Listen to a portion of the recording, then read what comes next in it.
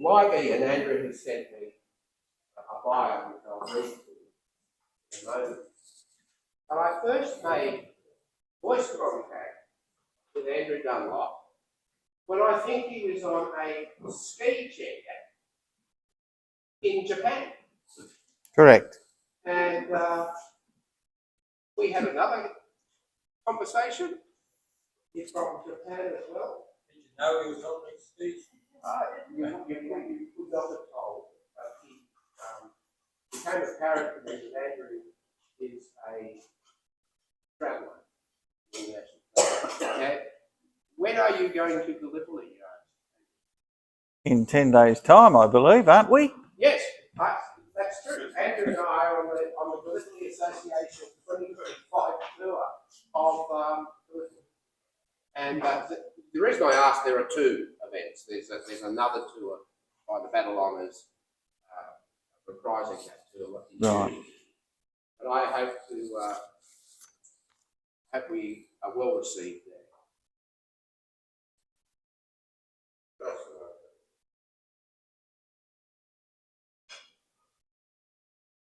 Hope you're going to Hill 60 on that little tour. Oh, we're going to Hill 60. It's a 9-day tour. An extension to the island of Dunlop. Oh, yeah, right. So it will be my 5th visit to Gallipoli. My first to Dunlop. Now, Andrew describes himself as a self-confessed battlefield tragedy. Is it possible to be that? With a focus on the Great War and World War II, and in particular Australia's part in it. He's visited Gallipoli 4 times, with a 5th in May this year. He also visited the Western Desert, the Mina Camp, the Sydney Barrage. Twice, following the exploits of the 8th Army, including a visit on the 75th anniversary of LLMA. He has made dozens of visits to French and Belgian battlefields, including the centenary of Passion Play. It would have been in 17. Tunisia in July of last year. This year, coming. Oh, he will visit Tunisia on the 75th in July this year. The 75th anniversary of Kapyong in Korea in 2026. On his bucket list still remains the Brook, Longpan, Guinness, 2 World War II and 1 Vietnam. I'm going to bring up Andrew's presentation. In the meantime, I invite you to welcome Andrew to speak to us.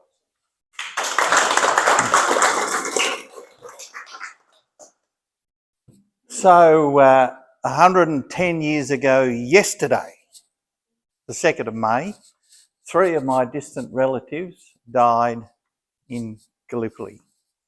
They were all with the 1st AIF. George Alfred, John Edgar and Norman James. They're distant relatives. They were the only 3 Dunlops in the 1st AIF that were killed on Gallipoli, but they're all killed or died on the same day.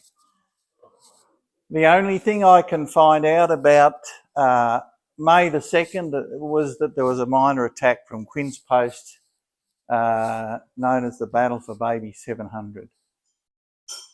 So, yeah, interesting. Now, let's see if I can work this. Got a point that way. If we look at Clan Dunlop... It will be better, I think, if you stand. Okay. If we look at Clan Dunlop in World War I, 219 of the clan were killed in World War I, 15 in the 1st AIF. There were 10 killed at Gallipoli, 5 in the British Army, 3 in the 1st AIF, and as I've already said, all on the same day, and 2 from the New Zealand Expeditionary Force. No Gallipoli Dunlops have identified graves.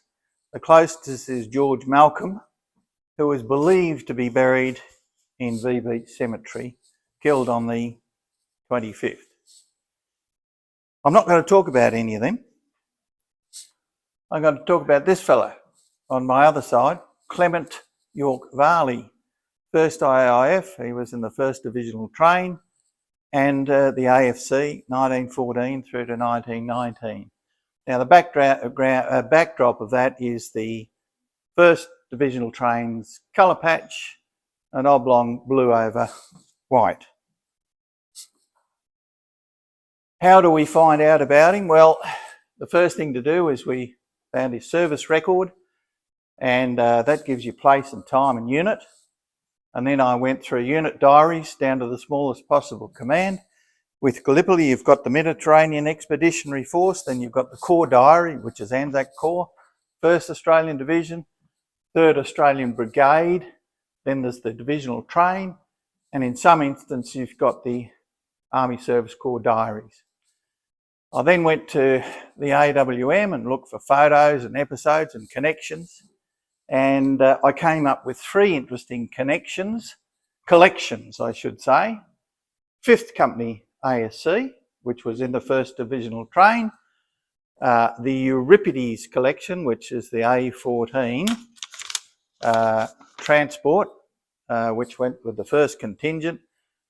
Then there's the Stevenson collection, which Stevenson was an officer in the 2nd Company ASC, and he was a keen photographer. So I was able to put a little bit of this stuff together. I then looked at his own collection of photos and stuff, which came out of a long forgotten trunk.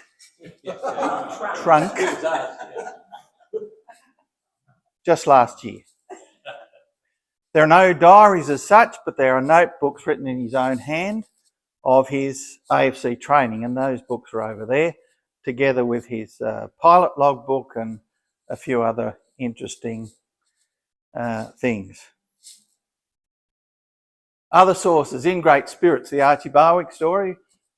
These guys were on the same boat, going over from Australia to Egypt. I read Ian Hamilton's Gallipoli Diaries, which is in 2 volumes. Les Carline, Winston Churchill, etc. You know, the sort of stuff we all do, as well as the detailed stuff from the unit diaries. Chris Roberts, The Landing, was perhaps most enlightening. He's with the Australian Defence Force History, is that correct? History Unit. So he wrote the book, The Landing. There he is, 22-year-old, just about to leave for Australia, leave Australia for Europe. So born 1892, sergeant, the senior, passed his sergeant's exam 1910, wars declared 4th of August.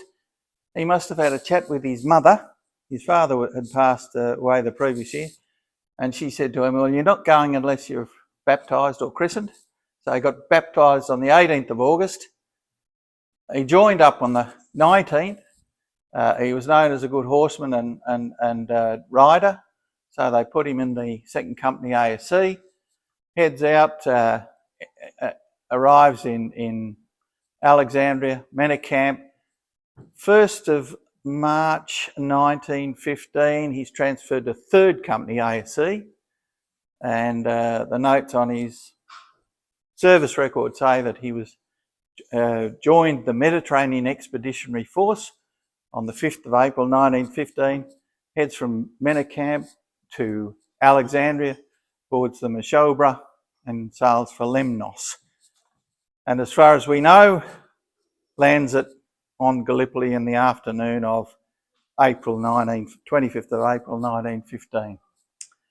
So, a question: how many men were on the 1st contingent out of Australia? Those Australians, but there were New Zealanders as well. So, total of 27,000. How many horses were on it? 432. I read it on the screen. That's per ship. There were 14.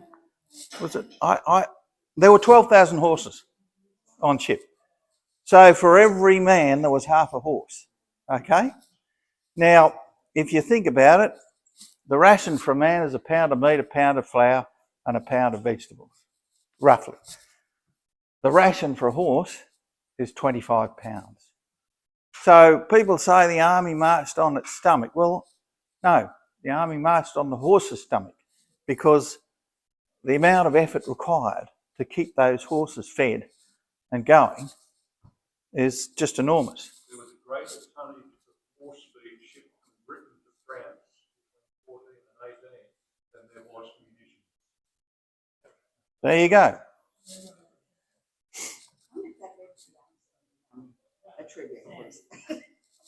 So if we look at the order of battle of the 1st Division for 1915, 3 infantry brigades, 3 field artillery brigades, 3 field companies of engineers, 4 field ambulances, 4 light horse regiments and 4 companies of Army Service Corps. Now, divisional train, light horse, medical service, some engineers and some field artillery all had horses.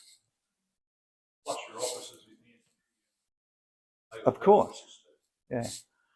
Going back to the picture there, leather leggings, not puttees, leather bandolier and a riding crop in his left hand. So he's with horses. If we look at the structure of the Army Service Corps, 23 NCOs and officers. There's a trumpeter, a farrier, 4 shoesmiths. Sorry, is that 4 shoesmiths? 4 shoesmiths, 4 saddlers, 2 wheelers, 14 privates and 89 drivers. He was a driver and that's what they did. They looked after horses and drove those horses that were towing or pulling the general service wagon. Now the general service wagon is what was used to cart bombs, to bully beef, barbed wire, to biscuits, everything.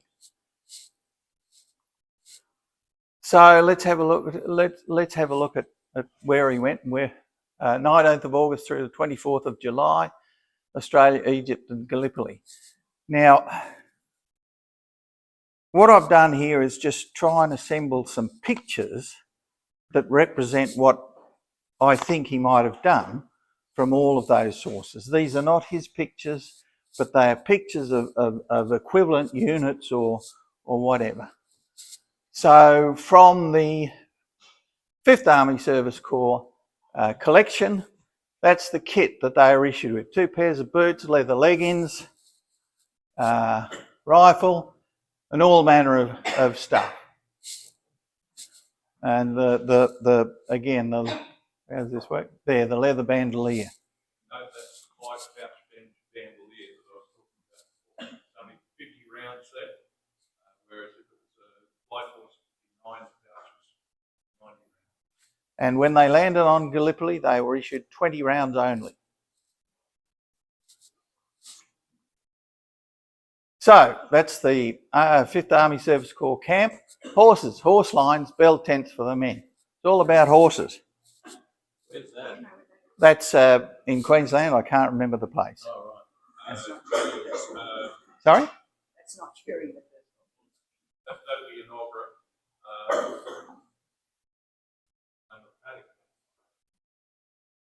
In Queensland. Yeah, it's just before where Gaythorne RSL club is now is where the light horse paddocks were. All horses. That's the camp again. Again, lots of horses, a few bell tents. That's the general service wagon, teamed up with 4 horses, and generally 2 men drove or ran the unit, and it carted everything you wanted. Blacksmith in operation. Now there was great excitement as they left to get on board ship. Off they go. I don't know what unit that is. It's just a picture of.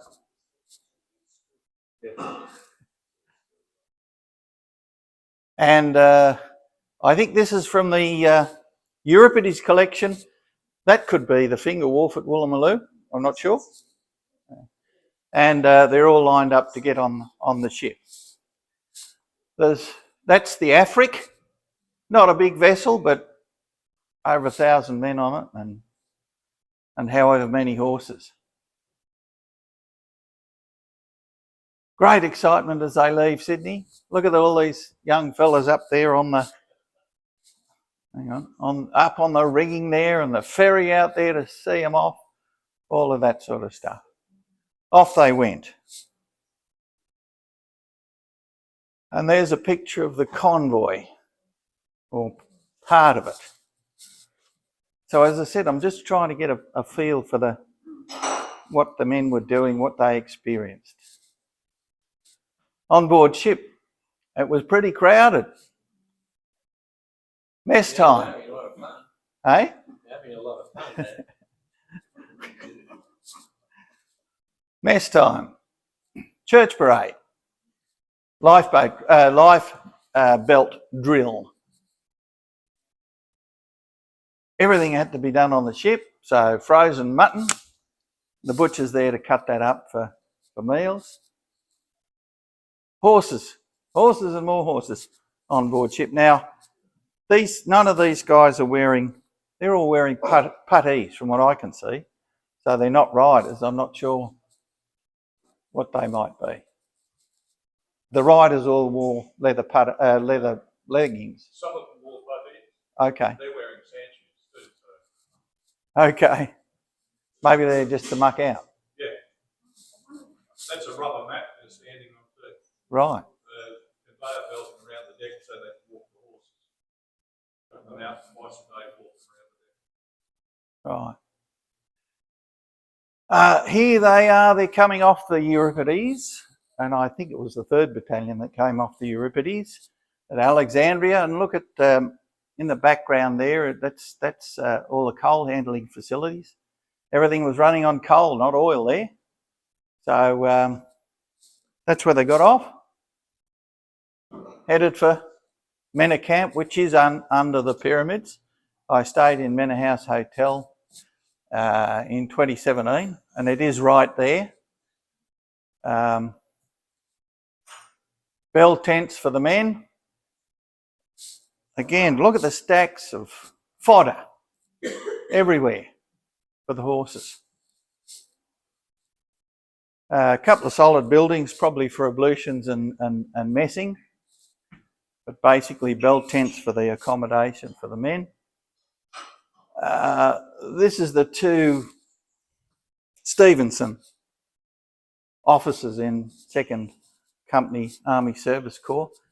I can't remember which one of them was the keen photographer, but they did a lot of photographing around the place.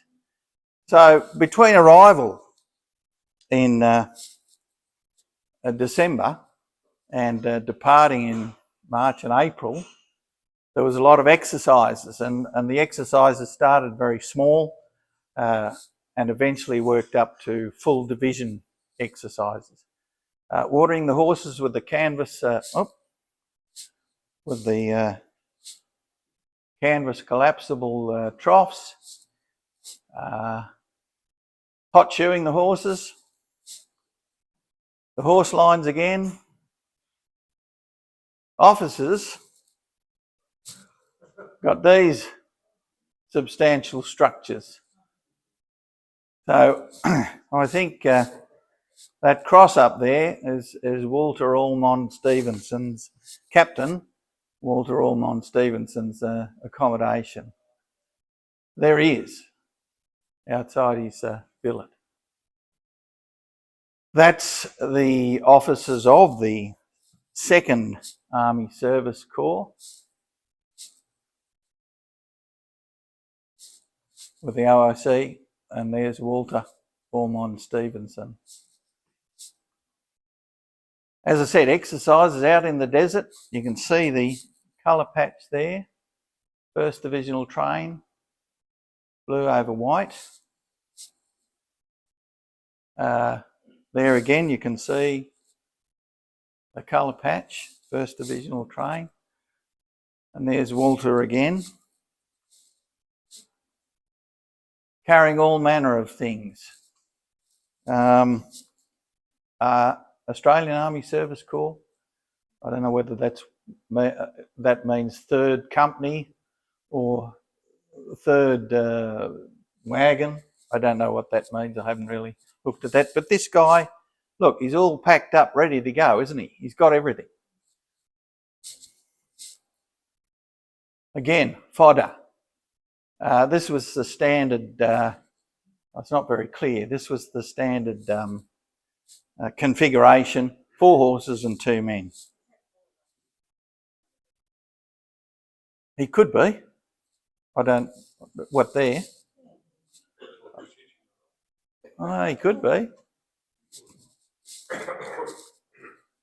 I also had to cart water. And that's apparently that's purported to be a full divisional route march. Fodder for the horses.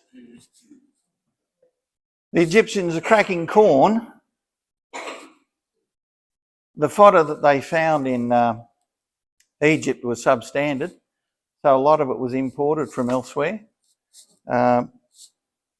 They were using corn as the other ingredient, and they're sifting and whatever the corn there. Tibbin. And sometimes they had to do the cooking themselves. The Army Service Corps to dole out to the men. Here they are weighing vegetables out. Water tanks in the background there. That's still in Egypt. Onto the local train, heading up for a ship, and away they go, heading for Lemnos.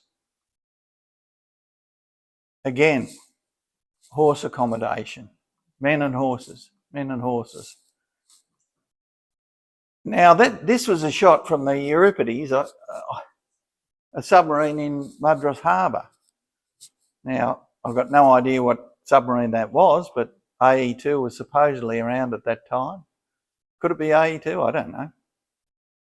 No, it's not the AE2. Okay. It's a Royal Navy submarine, of which there were several in the theatre. Yep. Which also went up. They did. States. Yeah. And one of their commanders won a Victoria Cross. Holbrook, through the town of Holbrook is renamed. Oh, okay. Why they named it after an English BC when the first submarine through the Dardanelles was actually an Australian one. The Australian commander always annoys me. Stokes. Yeah. Stokes is not a really good name for a town, is it? As opposed to practicing, they're practicing to land in Madras Harbour before they headed off to Gallipoli. And that was a steam pinnace there in amongst the boats. That one there in the background. That's what they towed them. Yes. So they didn't row all the way. They were towed into the steam. Yeah. I believe that's the HMS Beagle off Anzac and taking troops to be offloaded into the whalers to go into Anzac. Now, what did they see? I love this. This is fantastic. This was drawn by the intelligence officer, I think it was of the 4th Brigade or one of the battalions of the 4th Brigade. That's the peak, Chunuk Bair. This is North Beach here with Fisherman's Hut.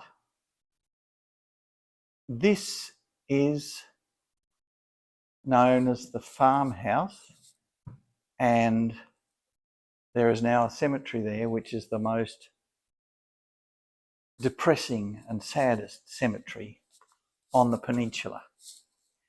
There are some 700, oh, not quite, almost 700 bodies there. None of them are identified. I think there might be 7 stones that say believed to be buried in this cemetery. That's all there is. Now, Chinook Bayer was taken by the New Zealanders. As you know, it was then handed over to British units, and this is where Mustafa Kemal said, "I don't order you to attack, I order you to die," to his men.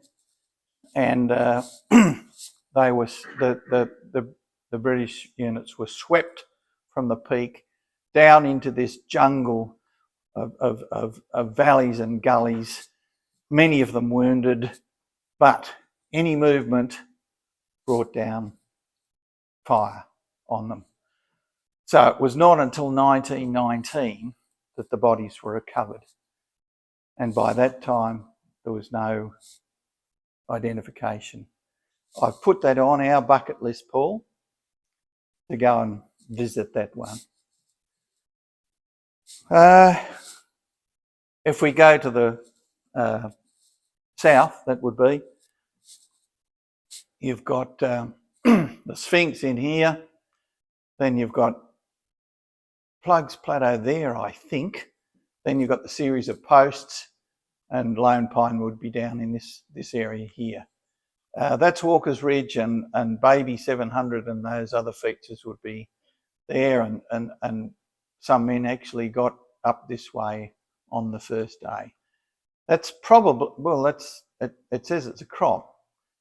That might be where there's a couple of cemeteries there now. And further down here is Bolton's Ridge and Catham's Post. This came from New Zealand. It's a group of New Zealanders forming up to go up the hill. That is Anzac Cove as it was then. You've got the Indian Mountain Battery here, which was the first unit of artillery to land. And down further is the Army Service Corps depot at the south end of Anzac Cove. And that's another shot from that collection. That vessel is the Bacantia cruiser. You can just see the outline of it there. That's a close-up of that same photo.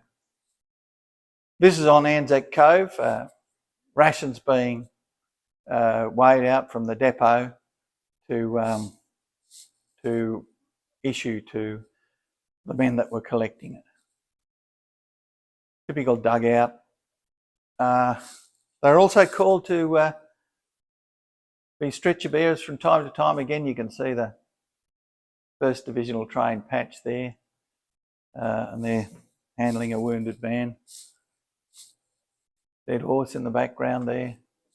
Not a lot of horses were landed at Anzac. There were quite a few mules. I think there might have been more horses landed down at Hellies. That's the jumble of, I suspect, that sort of Monash and Shrapnel gullies there from Plugs Plateau. But it's a bit hard to discern. Again, another shot. Now that's Brown's Dip, immediately behind Lone Pine. That was the rest area and the depot for supplies there. That's Anzac Cove later in the campaign, and you can see the enormous amount of supplies landed there. Supposedly by the end of the campaign, they had rations for 1 million men on the beach.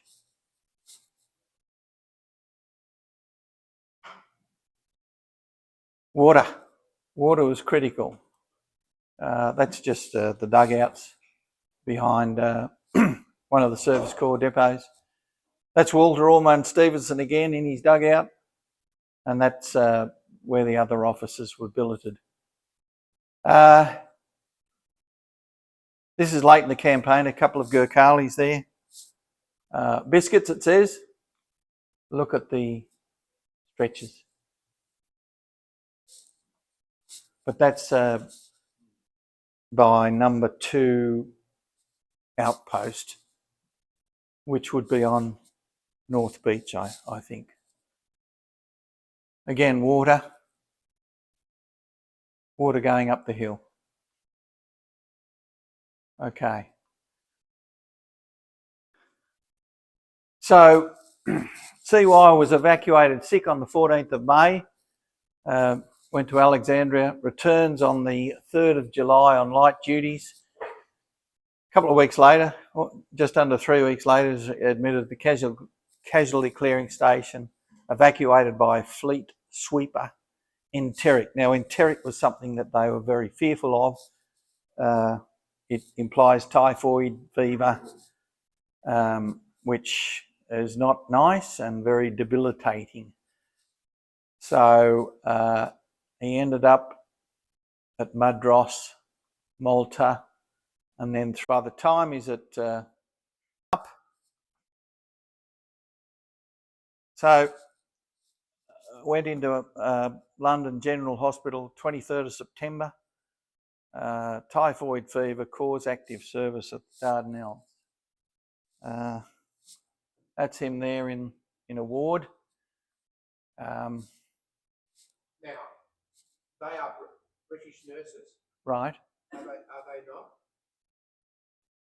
Each of the nursing services in the British Empire have distinctly different capes to wear, and that nurse might be Queen Alexandra's Army Nursing Service, or alternatively the Territorial Forces.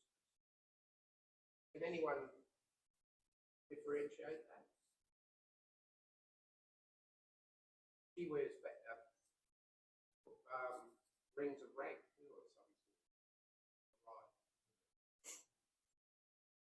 Right. That's the Royal Red Cross, I think. Or it's her. There was nothing written on the photo. The only thing on the photo was this cross.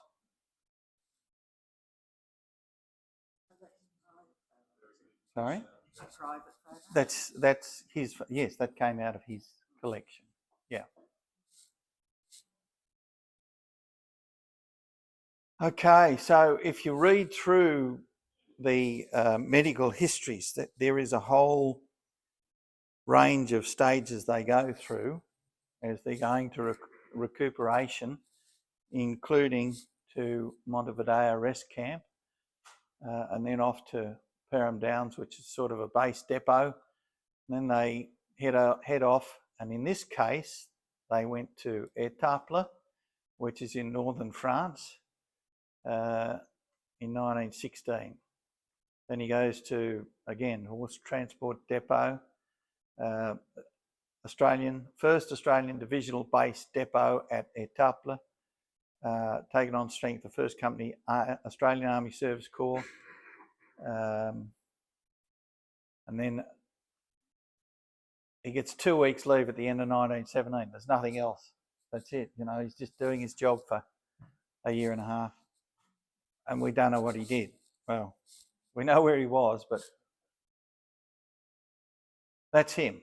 I reckon that was taken in the UK when he was on leave. There's his colour patch, and there's all his 3rd Company, ASC, Australia, and a replica tunic is over there with those original badges on the. Most unusual for them to retain both the badge and the colour patch. Officially supposed to remove the badge. They crop up. Seen a few of them. Yeah, but they were not supposed to wear them together. Okay. Why not? The reason for the introduction of the colour patch was so the enemy didn't know what unit you were in. Oh, right. So they took the numbers Right. That was the whole reason for the colour patches. Yeah. Well, this would have been taken in a studio. Yeah, in London. sometime later too. Yes. Because that's early March 1915, colour patches were introduced. Mm. Yet we saw a colour patch on the guys, the stretcher bearers on the beach. Yeah. Before they went into action the first time, they removed all of that. Right. Handsome bugger, isn't he? The chin strap has been worn correctly.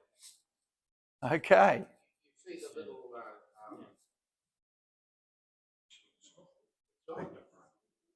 is it?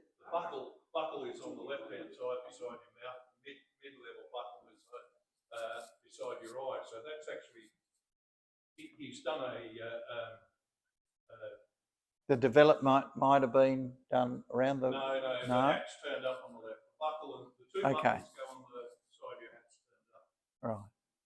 That's a Duntroonian. Okay. There he is. I reckon that is somewhere around Etaples, because that's a French style umbrella. British don't have umbrellas like that. Etaples was where the rest area was and the bull ring was, all of those training things were. And as the information says, he was attached to 1st Divisional Headquarters. And that would have been while they were fighting up north in Belgium, rather than when they were in the Somme area, where they would have gone down to the other location that was mentioned before. We couldn't work out who this fellow was. He's got a grenadier patch on his collar. Sorry?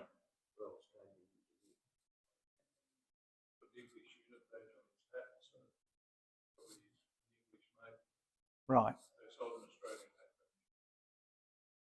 So I sent this to my second cousin, who her grandfather was his brother, but unrecognisable. So now we come to joining the AFC.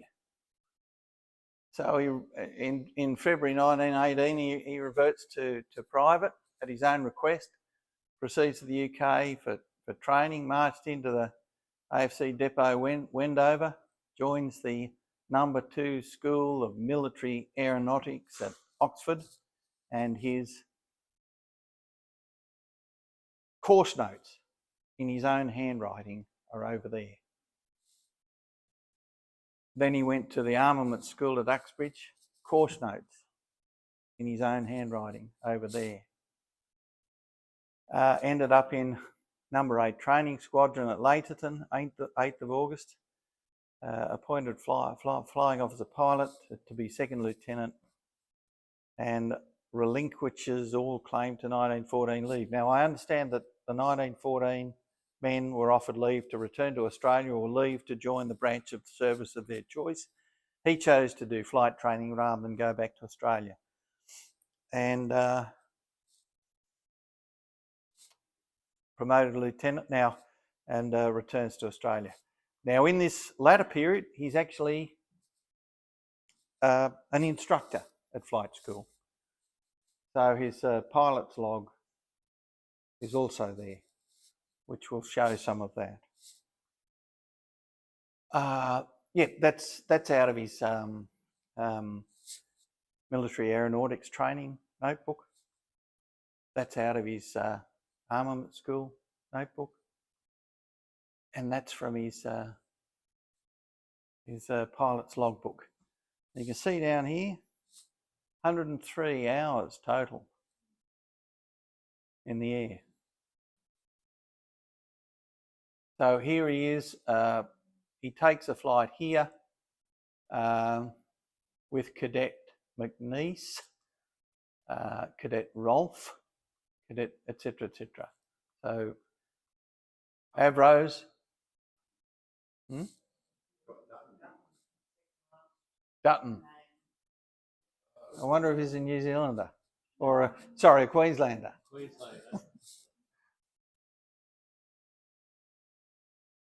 There he is. That's the graduation of from flight school.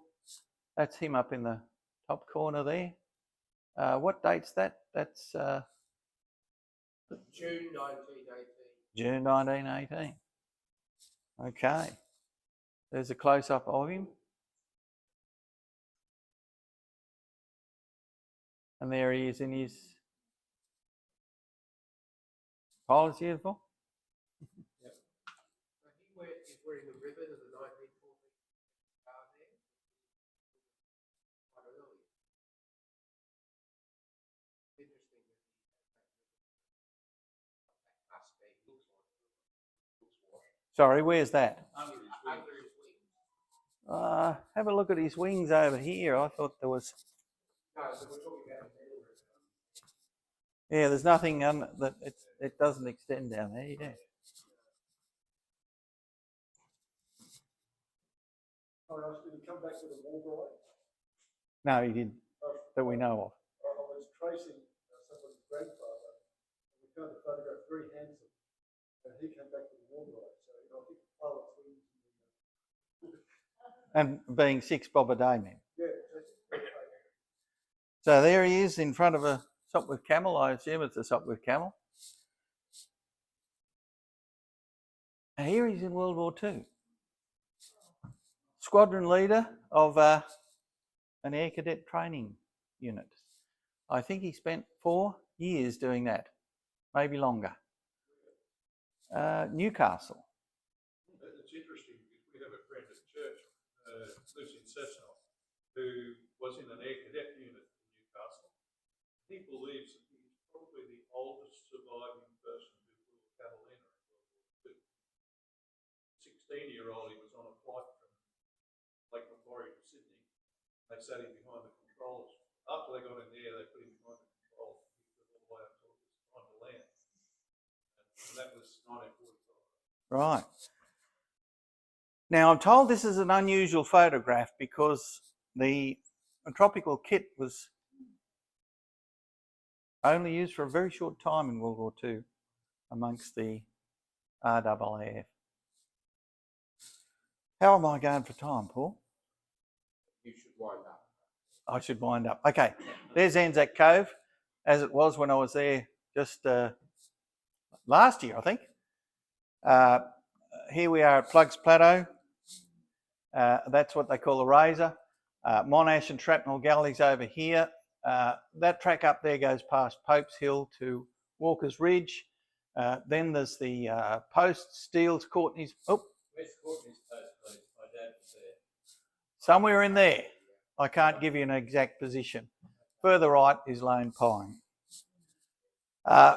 Here's the view from Walker's Ridge.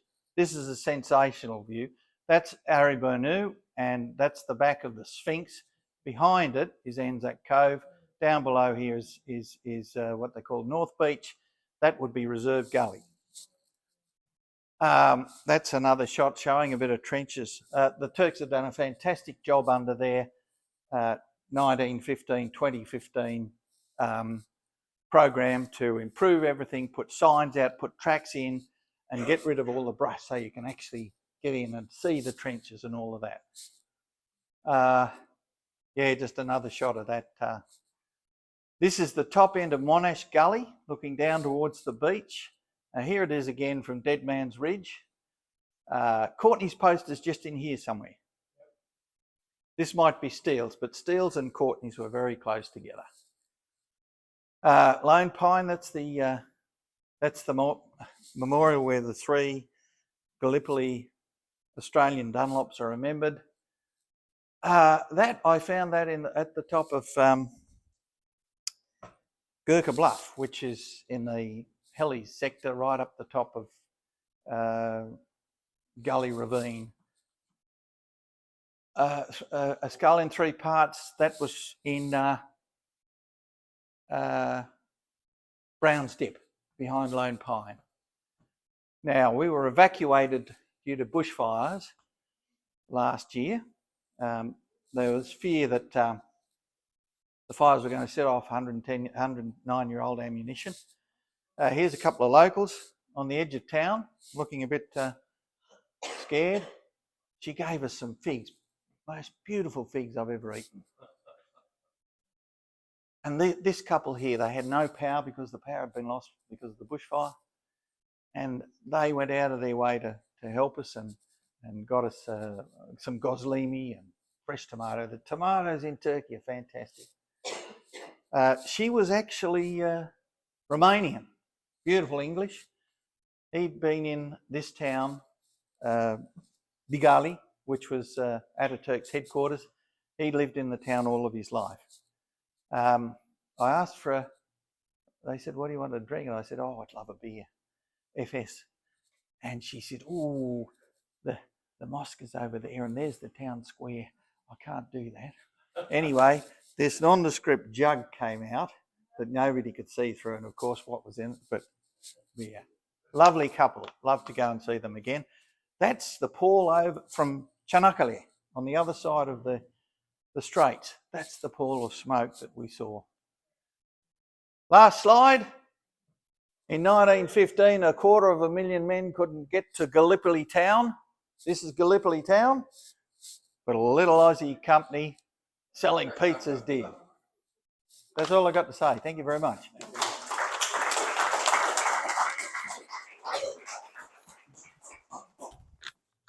I'd like to present you with the New South Wales state history of our state's participation in the Great War as a sign of the gratitude of the kindred groups. Thank you. Thank you very much.